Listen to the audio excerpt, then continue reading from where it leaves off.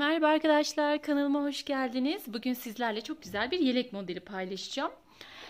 Bakın modelim böyle çok böyle kullanışlı, düzgün duran bir model. Aynı zamanda bu modeli battaniye yapımında da kullanabilirsiniz. Battaniye olarak da yapabilirsiniz. İçerisine astar geçirerek ya da geçirmeden böyle yazlık tarzı kullanabilirsiniz. Ama yeleğe çok yakışacağını düşünüyorum. Bakın her iki tarafı da aynı olan bir model. Her iki yüzünde kullanabileceğiniz bir model. Evet, bakın modelim bu şekilde. Şimdi hemen birlikte modelimizin yapımına başlayalım.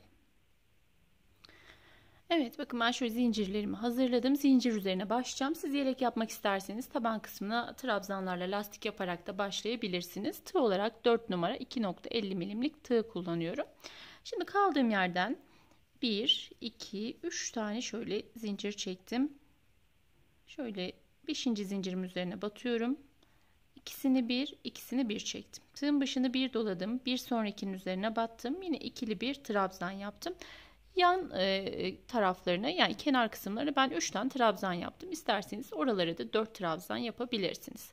Şimdi tığın başına bir tane doladım. Taban kısmında 1, 2, 3 taneyi atlıyorum. Dördüncünün üzerine bakın 1, 2, 3 tane atladım. Dördüncü zincirimin üzerine battım. İkisini bir, ikisini bir çektim. Tekrar tığın başını bir doladım. Buraya batıyorum. Yine ikili bir trabzan yaptım. Aynı şekilde devam ediyorum. Aynı yuvanın içerisine bakın 3, 4, 5 ve 6 tane ikili trabzan doldurdum. Şimdi 2 tane zincir çektim. Tığın başını bir doladım. Hemen bir sonraki aynısına değil bakın bir sonraki zincirime battım ve buraya ikili bir trabzan yaptım. 2 tane zincir çektim. Tığın başını bir tane doladım. Şimdi burada 1, 2, 3 ve 4. 4 taneyi atlıyorum. 5. zincirimin üzerine battım. İkisini bir, ikisini bir çektim. Bir sonrakine battım. Yine ikisini bir, ikisini bir çektim. Bu şekilde yan yana her bir zincire bir tane olmak üzere yan yana 4 tane ikili trabzan yaptım. Bakın bu şekilde. Şimdi tığın başını tekrar bir tane doladım. Taban kısmında 1, 2, 3 tane atladım. Dördüncü zincirimin üzerine battım. İkisini bir, ikisini bir çekerek aynı zincirin içerisine 2, 3, 4, 5 ve 6 tane ikili trabzan doldurdum. 2 tane zincir çektim. Tığın başına bir tane doladım. Hemen bir sonraki zincirimin üzerine battım. İkisini bir, ikisini bir çektim. Şimdi 2 tane zincir çektim. Tığın başına bir doladım. 1, 2, 3 ve 4 tane atlıyorum. 5. zincirim üzerine battım. İkili bir trabzan yaptım. Bir sonrakine battım. Bir ikili trabzan yaptım. Bir sonrakine battım. Bir ikili trabzan yaptım. Şimdi kenarlarında 3 tane, 3'er tane trabzan yaparak bu şekilde sıramı tamamladım. Bakın ilk sıramız modelimizin yerleştirmesi bu şekilde. Şimdi kaldığım yerden 3 tane zincir çektim. Örgümün arka yüzünü çevirdim. Tığın başını bir tane doladım. Bu zincirim üzerine battım. İkili trabzan yaptım. Bir sonrakinin üzerine battım. Yine ikili bir trabzan yaptım. Tığın başını doladım. Şimdi şu yuvama yapıyorum. Bu 6 trabzanı. Buraya batıyorum yuvamın içerisine. İkisini bir, ikisini bir çekerek 2, 3, 4,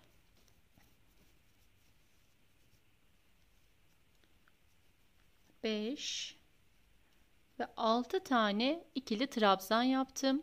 2 zincir çektim. Tığın başına bir doladım. Aynı yuvamın içerisine battım ve bir tane ikili trabzan yaptım. Şimdi 2 tane zincir çektim. 2 zincirimi çektim. Aradaki o 4 tane olan trabzanımı yapacağım. Bakın bu şekilde. Tığın başına bir tane doladım. Bu trabzan kısmı sıramın sonuna kadar hep aynı şekilde devam ediyor. 1, 2, 3 ve 4. Tekrar tığın başında bir tane doladım. Bakın bu yuvamın içerisine battım. İkisini bir çektim. Tekrar tığın başında doladım. Aynı şekilde 2 3 4 5 ve 6. Şimdi 6 tane ikili trabzanımı yaptım. Daha sonra burada 2 tane zincir çektim. Buraya tekrar batıyorum. İkili trabzan yaptım. Arada 2 zincir çektim. Şuradaki kenar trabzanlarımı yapıyorum şimdi. İkisini bir çektim. Bu şekilde hep ikili trabzan kullanıyorum. Aynı modelden angora tarzı yünleri tercih ederek etol şal da yapabilirsiniz arkadaşlar. Şimdi 3 zincir çektim. Örgümün diğer tarafını çevirdim.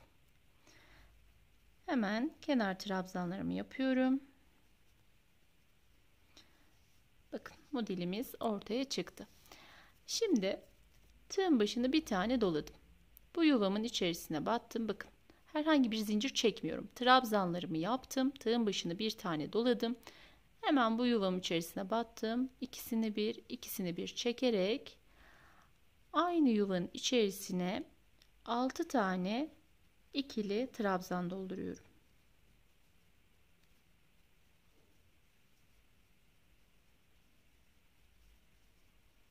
Evet, 6 tane trabzanımı yaptım. 2 zincir çektim. 2 tane zincirimi çektim. Tığın başına bir doladım. Aynı yuvamın içerisine bir tane ikili trabzan yaparak yuva oluşturdum. 2 zincir çektim.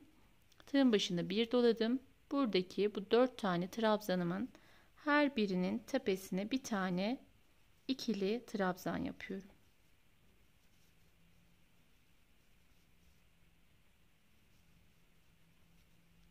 Evet, bakın. Şimdi yine hiç zincir çekmeden tığın başına bir doladım. Bu yuvamın içerisine geldim. İkisini bir çekerek 6 tane ikili trabzan yapıyorum.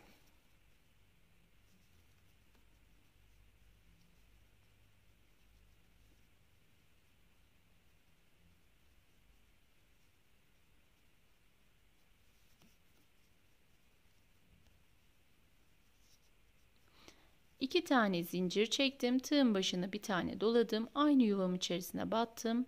İkili trabzan yaptım. 2 tane zincir çektim. Tekrar tığın başına bir doladım. Şimdi buraya geldim. Kenar trabzanlarımı yapıyorum.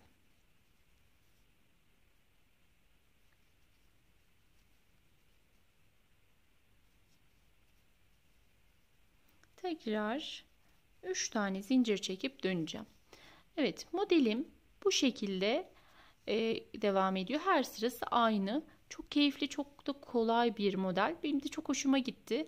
Hem sade, yapımı kolay, hem de gayet güzel, hoş duruyor.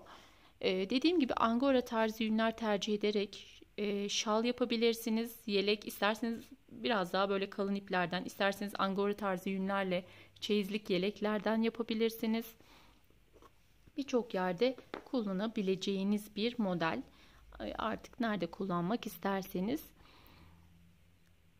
Bakın büyüdükçe böyle ben bir sarmaşığa benzettim. Böyle kenarlardan yukarıya doğru çıkan. Evet, modelim bu şekilde arkadaşlar. Umarım beğenmişsinizdir.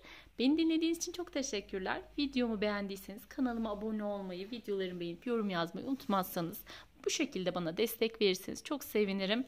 Başka videolarda görüşmek üzere. Hoşça kalın. Kendinize iyi bakın. Sağlıcakla kalın arkadaşlar.